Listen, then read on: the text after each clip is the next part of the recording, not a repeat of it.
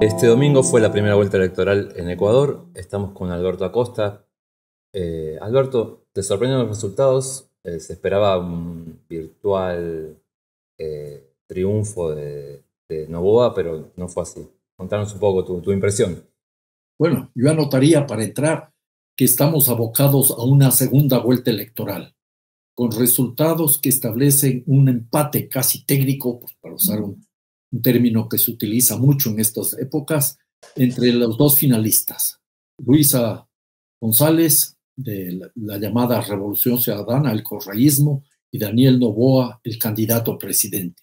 Yo diría que con este empate que abre la puerta a la segunda vuelta electoral, se diluyen, desaparecen las amenazas de que el candidato a presidente pueda ganar las elecciones en una sola vuelta.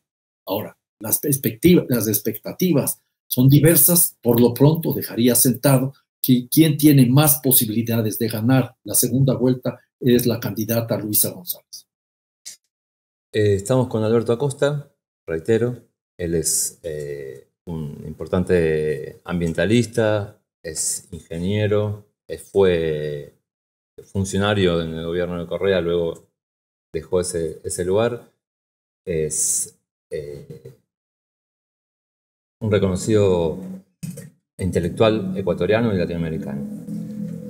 Y amigo de la casa. Sí, eso sería lo fundamental que habría que empezar destacando. Una pequeña corrección.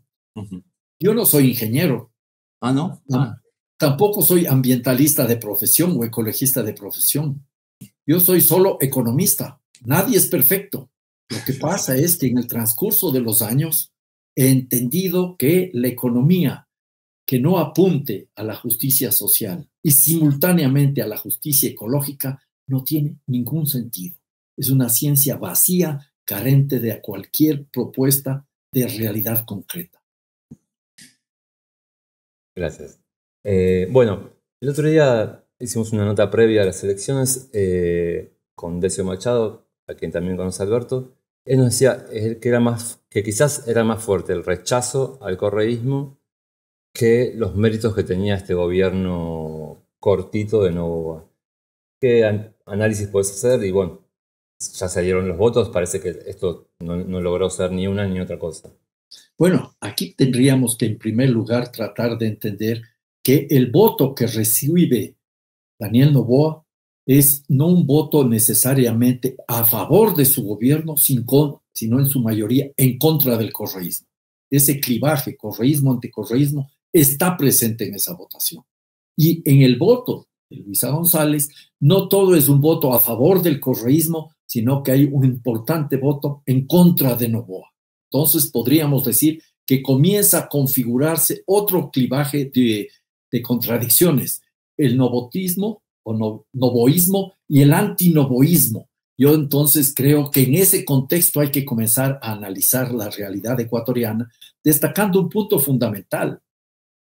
Desde el inicio de la campaña electoral se planteó esta dicotomía entre las dos candidaturas finalistas en la actualidad, la de Luisa González, el correísmo, y la de Daniel Noboa, el candidato presidente.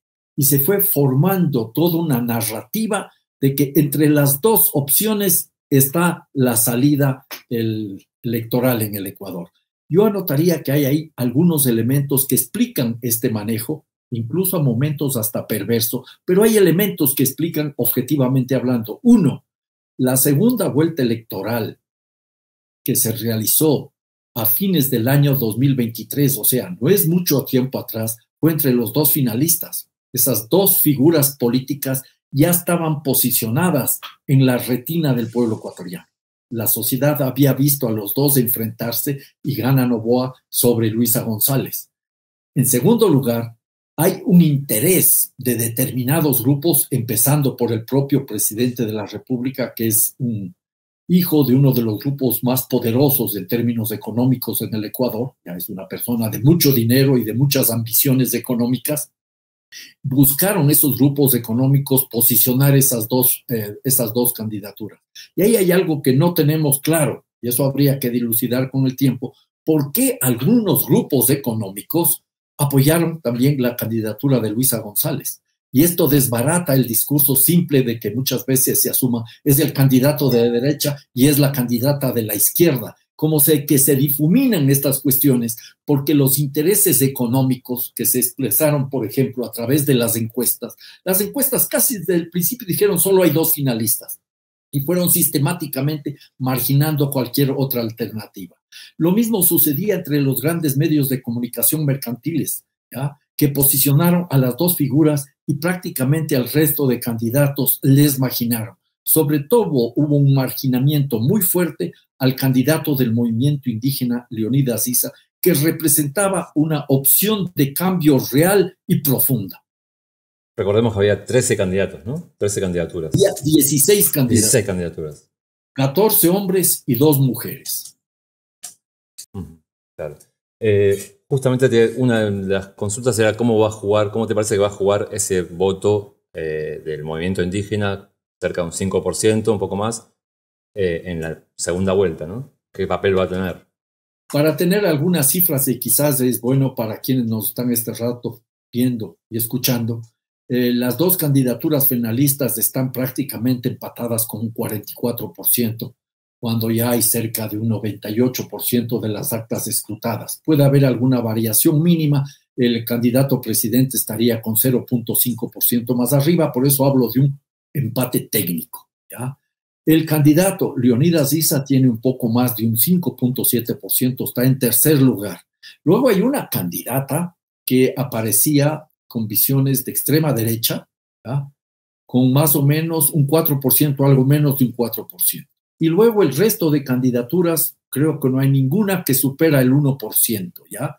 Hay partidos políticos tradicionales que gravitaron en la vida política del Ecuador por más de medio siglo, como el Partido Social Cristiano, que llegó a tener incluso 2 presidentes de la República, que tuvo control de muchas alcaldías y prefecturas, que prácticamente ha desaparecido, menos del 1%, ¿ya? Entonces, esa primera aproximación con estas cifras es simplemente para decirte que ha habido en algún sentido una suerte de terremoto político, pero se posiciona, a pesar de la distancia con los finalistas, bien el movimiento indígena.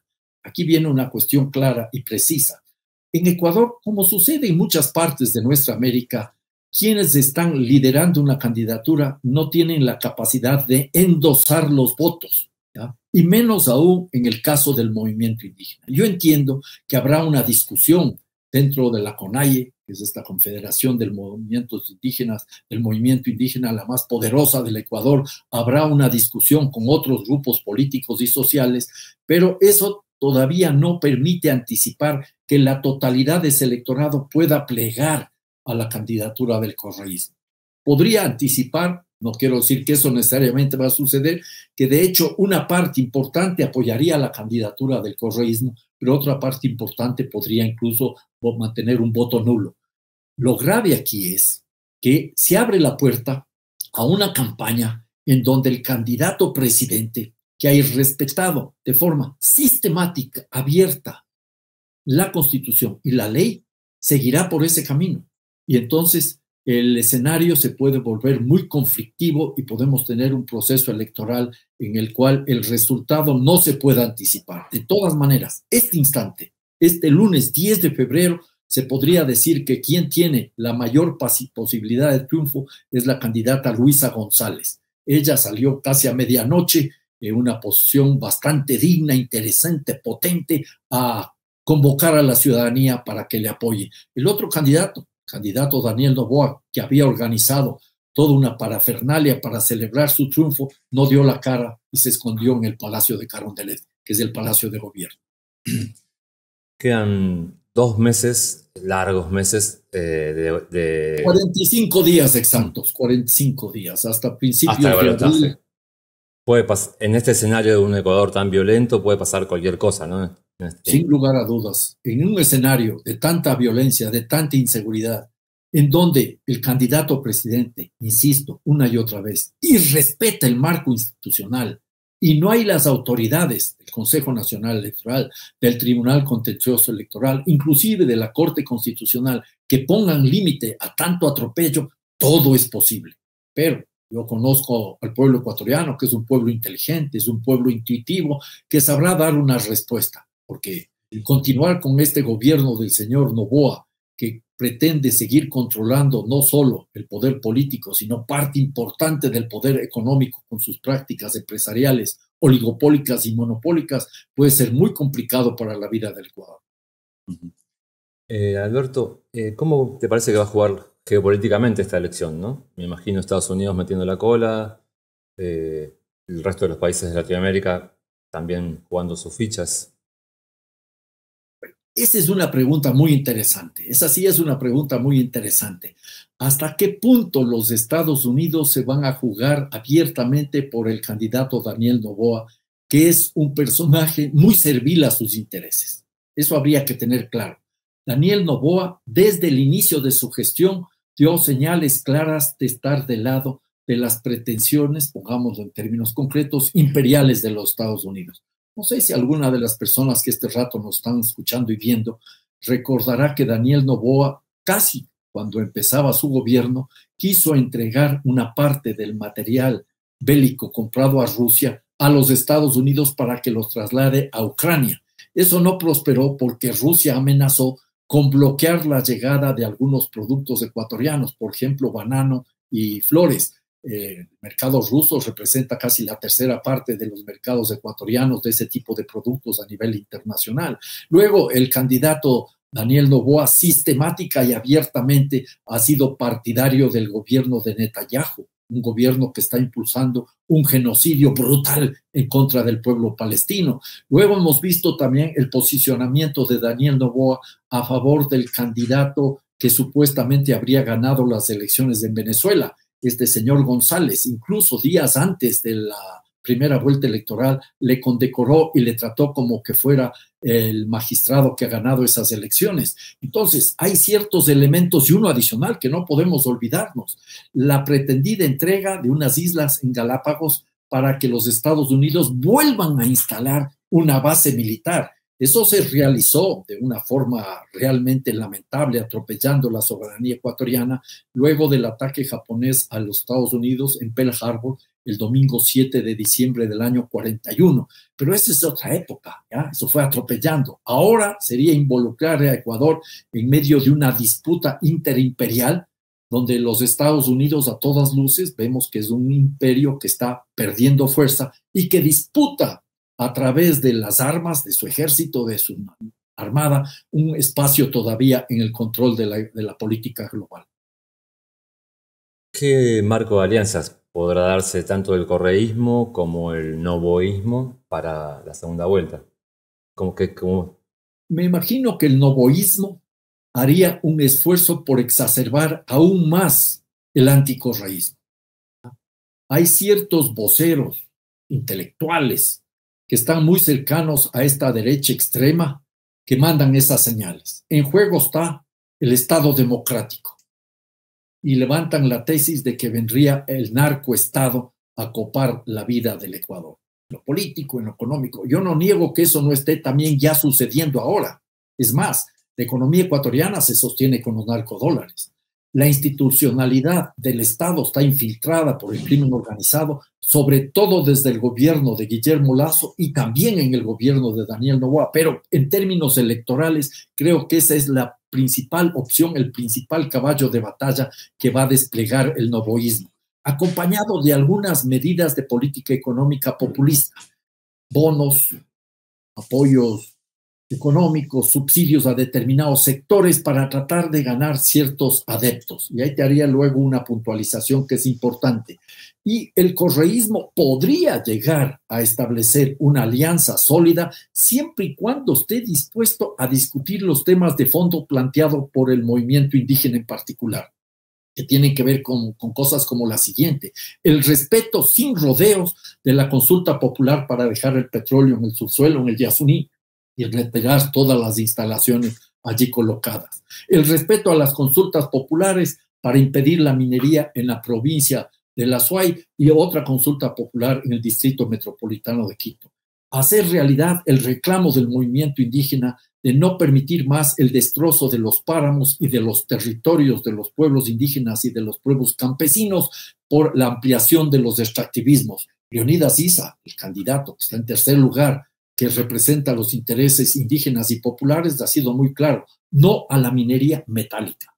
Luego habrá que ver cuál es el posicionamiento también de la candidata del correísmo frente a los derechos de las mujeres.